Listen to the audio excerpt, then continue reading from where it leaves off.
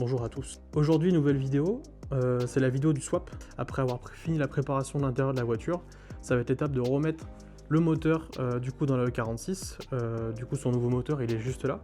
C'est un M50B20 monté en turbo qui était tournant juste avant le démontage, donc j'ai avancé déjà pas mal de choses. Donc ce soir, l'objectif, ça va être de sortir le moteur pour par la suite le remettre dans la E46. Ça sera l'objet du coup de cette vidéo, le swap moteur. Et j'ai la chance pour ce swap de me faire aider d'un nouveau partenaire, SCP Shop. Donc merci beaucoup à eux. J'ai reçu quelques pièces, voilà, les supports moteurs, que ce soit le bras, cylinder block et pareil pour la boîte. Donc ça va m'aider à remettre tout ça en place et monter tout ça de manière solide et définitive dans la E46. Donc un peu plus d'explications sur la voiture, pourquoi j'ai ce Touring qui est ici. Touring, j'ai acheté cette voiture roulante complète parce que c'était plus intéressant pour moi financièrement d'acheter un montage déjà fait. Et voilà, je débute encore en mécanique, je me sentais pas non plus d'ouvrir un moteur, c'est ce que j'avais prévu de faire à la base, de partir de zéro, d'ouvrir le moteur. C'est pour ça que j'ai des moteurs d'avance au fond. Mais voilà, toutes les pièces neuves, c'est quand même un budget très conséquent. Et donc l'idée c'est plutôt voilà, de commencer avec ce swap là, un moteur qui tourne déjà, on sait qu'il fonctionne bien, de le mettre dans la mienne et on verra plus tard si je souhaite évoluer. Mais c'est déjà une bonne base et on verra ce qu'on peut en tirer. J'ai aussi pu me fournir via SCP Shop de nombreuses pièces pour mon train arrière. Voilà, ça va être l'occasion, maintenant que la caisse va être en phase de démontage complet, ça va être l'occasion de refaire pas mal de choses sur le train arrière, de finir de renforcer. Donc ça sera l'objet de la vidéo d'après. Où on refera complètement le train arrière de la E46. On terminera de refaire parce que le châssis a déjà été renforcé, on a déjà des cylinder blocs de part et d'autre au niveau des 4 points d'ancrage et ceux du pont, mais il manque ceux au niveau des bras. Donc l'idée c'est de finir de passer tous les cylinder blocs, de souder les renforts et on verra tout ça du coup dans la prochaine vidéo. Voilà, je vais vous présenter un petit peu le touring, je vais vous faire un petit tour du propriétaire de ce jeune moteur aberrant qui se retrouvera du coup très bientôt dans ma E46. Allez, je vais vous faire un petit tour du propriétaire de ce jeune Touring. Donc voilà, on a un M50 B20 monté en turbo avec un max speeding GT28 si je dis pas de bêtises, calculateur max EQ et après montage assez classique par rapport à ce qui se fait déjà dans le drift un petit peu partout.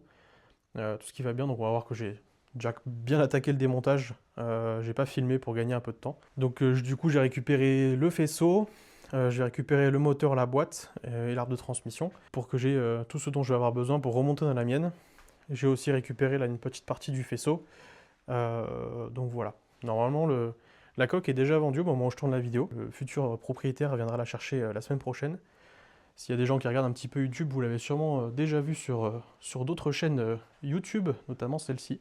Et il me reste plus que la tringlerie de boîte à poser et ensuite on sera prêt. Bon, bah, la tringlerie de boîte est posée. Sur ma E46 la première fois, ça m'avait pris à peu près une semaine. Alors j'exagère, mais c'est que j'avais vraiment galéré sur certaines pièces. Et là, ça m'a pris à peu près 10 secondes parce que j'ai trouvé l'astuce. Si jamais il y a des possesseurs de E46 qui veulent déposer, E46, E36, c'est la même d'ailleurs, qui veulent déposer la barre qui tient le levier de vitesse d'origine. Donc elle est retenue par cette petite pièce que j'ai énormément galéré parce qu'en fait elle est vraiment sur le dessus de la boîte, donc sans déposer la boîte, c'est un peu la galère de passer la main.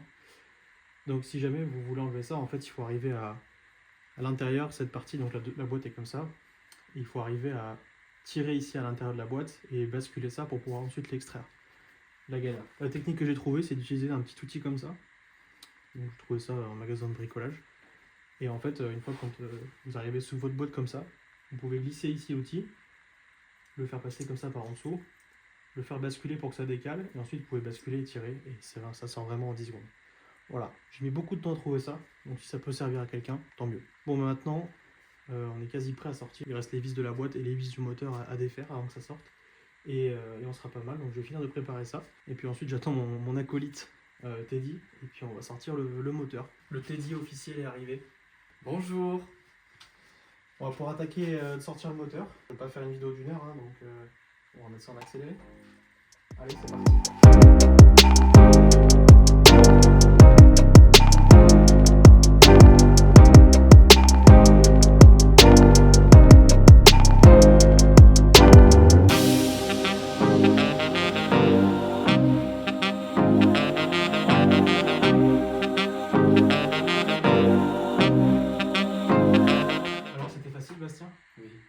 Franchement, 5 minutes on a mis?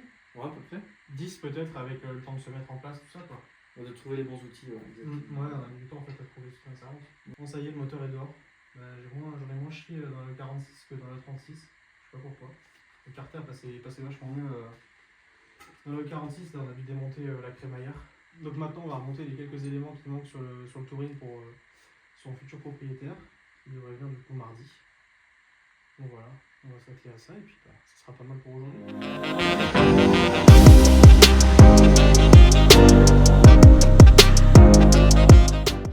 Salut les gars, bon on se retrouve pour une nouvelle soirée mécanique. Ce soir objectif, mettre le moteur dans la voiture. Il me reste les nouveaux supports moteurs renforcés à monter, les supports SCP Shop. Donc on va pouvoir faire ça, j'en ai déjà monté un. Et j'ai dû démonter aussi la descente de turbo, parce qu'elle était dans le passage de la nouvelle fixation du support moteur. Et du côté de la voiture, j'ai pas filmé beaucoup, mais j'ai bien avancé. La colonne de direction est remontée et en place de manière définitive et finale. Le cylinder bloc de direction a été remplacé par un Strongflex. Et j'ai pu faire les derniers ajustements avec la platine, la plaque qui viennent tenir les paliers pour la colonne. Il me restera plus qu'à mettre mon volant définitif. J'ai repéré un peu ce qu'il me fallait en tulipage, donc ça devrait le faire. Et autre chantier que j'ai fait aussi hors caméra, j'ai mis du pare-chaleur un peu partout dans la même hauteur côté échappement pour essayer de protéger un max et de garder la chaleur au même endroit. Donc on verra dans le temps si ça tient et si ça va bien. Allez, c'est parti, on s'attaque à l'installation du moteur.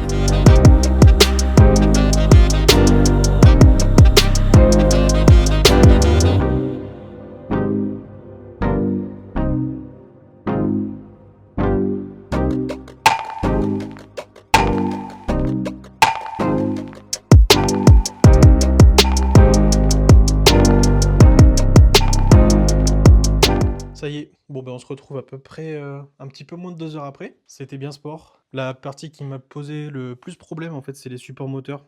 Je pense que j'ai fait une erreur. J'ai essayé de rentrer le moteur avec le support moteur déjà sur la voiture. Et bah, vu que la vis de support moteur est inclinée, mathématiquement je peux pas faire glisser un truc droit, bref. Donc j'ai dû démonter le support moteur, poser le moteur et ensuite installer le support moteur. Donc on peut voir ici le support moteur SCP Shop renforcé qui est en place, donc le cylinder block et le bras. Bon, il n'y a pas encore toutes les vis, hein, c'est juste posé. Il a aussi fallu que je tombe la crémaillère, parce que ça passait vraiment pas, c'était compliqué. J'ai un peu lutté pour essayer de le faire sans poser la crémaillère, mais trop complexe. Bon, il y aura un peu d'ajustement à faire, parce que ici la sortie de turbo, voilà. Donc à voir si je peux tourner la coquille pour le faire sortir ici, au mieux. Sinon on fera une petite découpe pour le faire sortir là. Sinon ça a été plutôt ok de le mettre dedans. Un peu sport tout seul. Il a fallu aussi faire attention à pas bloquer le faisceau derrière pour que ça passe.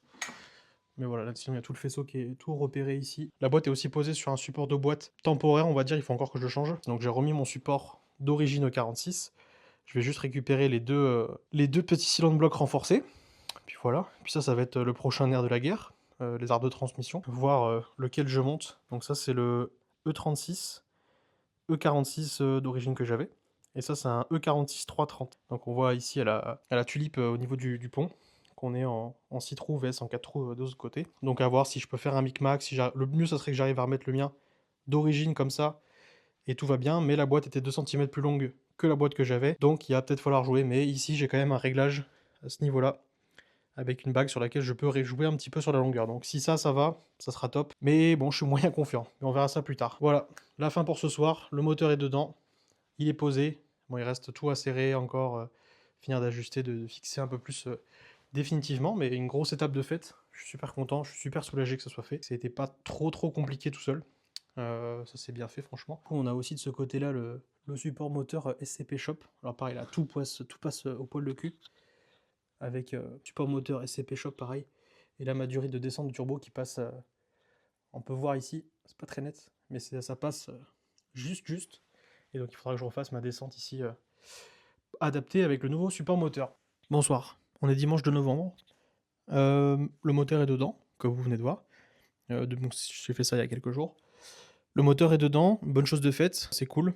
Niveau support moteur, tout est en place, fixé de manière définitive. Pareil au niveau de la boîte. Seul petit truc au niveau de la boîte, j'ai pas pu monter le support SCP Shop, parce que ça a l'air d'être plutôt un support E36 que E46, même si sur le site ils disent que c'est E36, E46.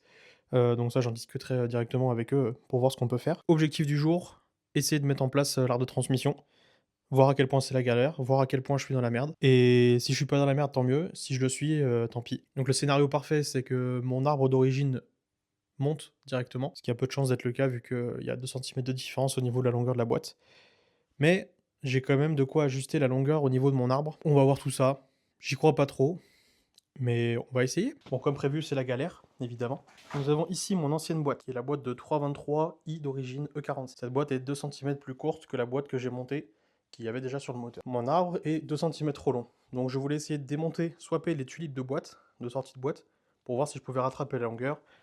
Évidemment, j'ai pas la douille qu'il faut, donc il va falloir que je me procure une douille pour voir si je peux raccourcir, mais je suis même pas sûr qu'au niveau de la tulipe, ça change quelque chose. Et ensuite, petit point sur les trouvailles au niveau des arbres. Donc nous avons 3 arbres. Arbre de 323i d'origine, donc mon arbre que j'avais avant. Arbre E36 qu'il y avait sur le Touring. Et arbre 330 que j'ai acheté à côté. Rien n'est compatible, je peux faire aucun mix. C'est-à-dire, l'arbre de E36, on peut voir que le cardan, il est après le palier. Donc, je ne peux pas faire soit un arbre sans cardan, soit un arbre avec un cardan avant le palier. Ça va pas. Et ensuite, donc on pourrait se dire, je peux quand même mixer les deux E46. Non plus. Car, sur l'arbre de 330i, la partie femelle et la partie avant, et sur l'arbre de 323i, la partie femelle et la partie arrière. On voit la cannelure qui sort en fait, et elle sort de cette partie-là. Donc, je ne peux pas.